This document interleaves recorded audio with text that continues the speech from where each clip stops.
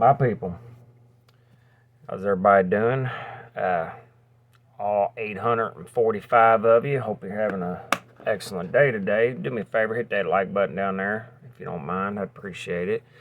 Make sure you go check out DNKKnives.com. And as usual, if you buy something from there, you can use this coupon code BehindTheEdge10 at checkout, and you will get 10% off. I want to thank DNK for sending this along for me to check out, along with a bunch of other knives, as usual. Guys, make sure you subscribe if you are interested at all in winning free knives.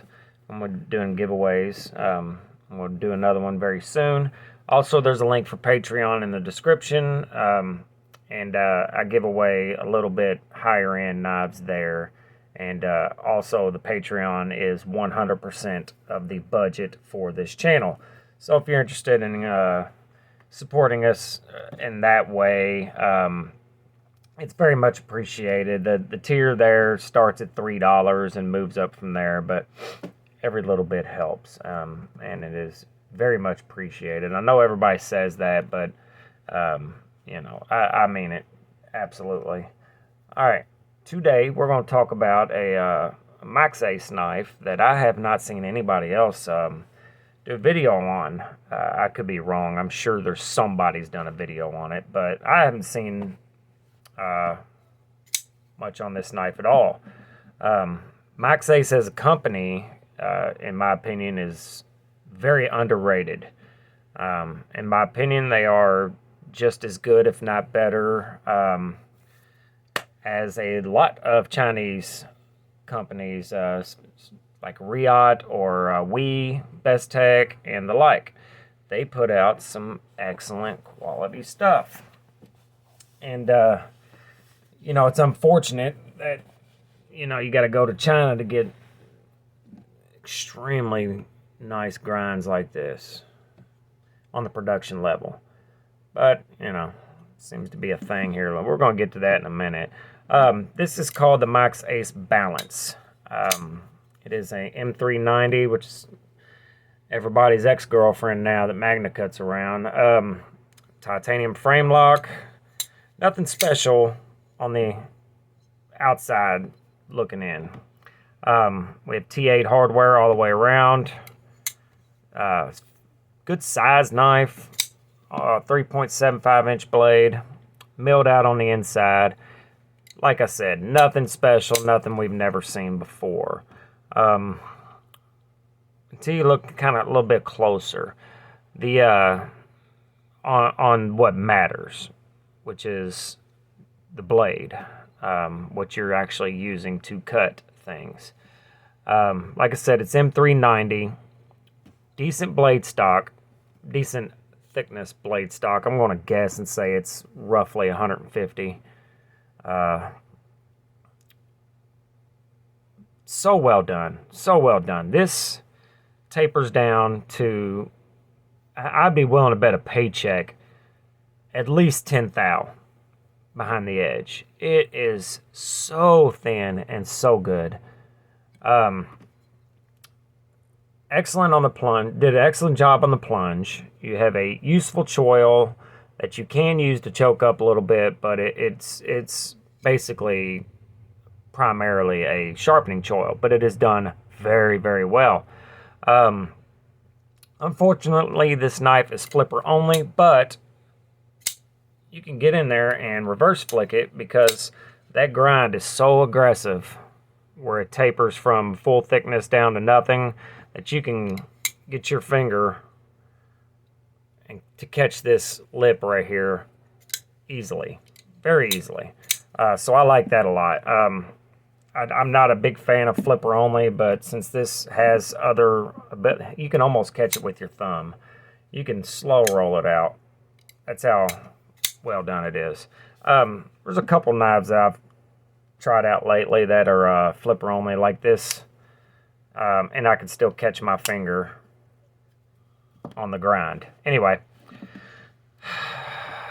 I wish that American production companies were grinding this well. And I'm not saying it doesn't exist out there, but what I've seen lately, Nothing that I've seen lately is coming close as far as an American knife to as well ground as this is. It is done so well, even up in the higher end, like Hinderer. Now, a lot of people are going to say, well, that's a hard use knife. And I'm going to have to disagree with you on that, because this knife just ain't big enough to be a hard use knife. And that's my opinion, of course. Whatever. But it's super thick behind the edge. And I sharpened it, and I took the angle down a little bit, and it cuts fine, but it will never ever cut as good as this knife unless I got it reground. And at first, when I first saw this, I was like, man, has that been reground? But of course it hasn't. It still has the lasering on that. And this is what the Hinderer that I borrowed from Satu Dave, that regrind on that XM24 was done so well. And I said, as soon as I got it, I wish Hinderer would do that right out of the factory. This grind is just as good as that one on that Hinderer, or on the XM24. Even Benchmade, they're super thick behind the edge. Great knives for the most part. I'm not a Benchmade fan, but these are about the two best Benchmades, in my opinion, that you can get. But they're super thick. This one helps a little bit by being kind of tall, but it's still not the best thickness. I don't understand why they don't go thinner. Like this Buck Paradigm Shift, it has a hollow ground blade, and basically for no reason though, because you get no advantages of the hollow ground because of how thick it is behind the edge. And this is beating a dead horse. Everybody talks about how thick knives are behind the edge and blah, blah, blah. And all the YouTube channels out there have discussed it at least once or twice, or in some cases, that's all they talk about. But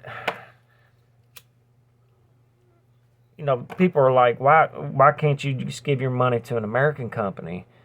If you're going to support the Chinese industry, and the CCP gets all that money, and child slavery, and just the way the Chinese work, yeah, it sucks, man. But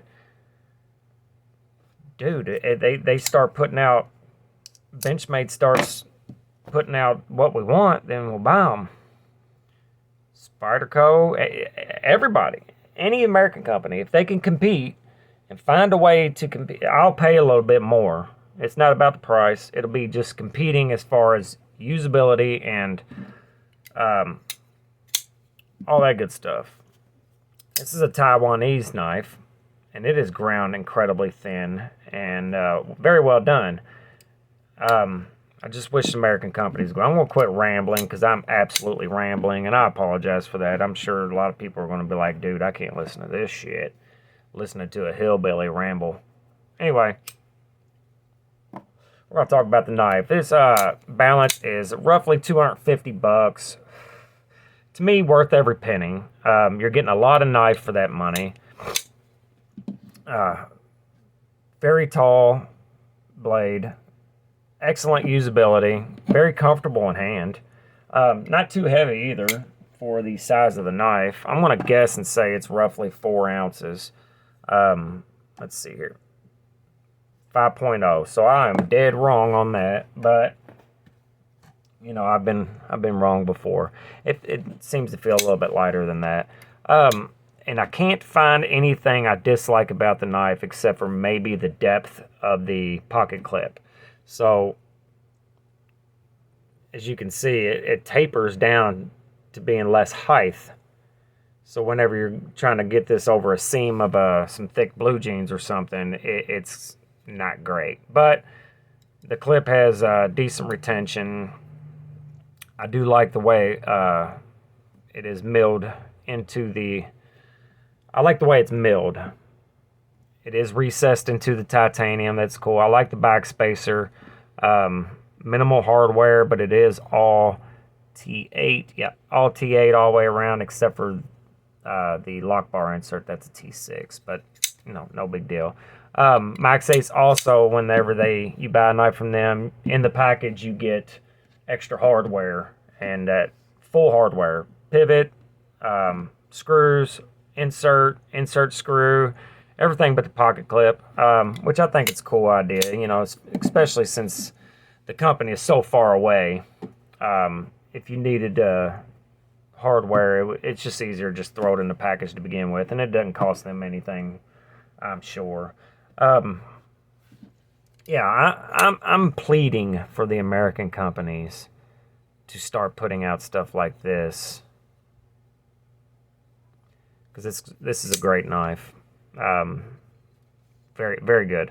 All right, guys, that's all I got for you. I know that was a super ramble video. I might not even upload this video. I'm going to listen to it again. Make sure you guys like, subscribe, all that good stuff, and I will see you later. And make sure you're nice to each other, because nobody likes a douchebag. Later.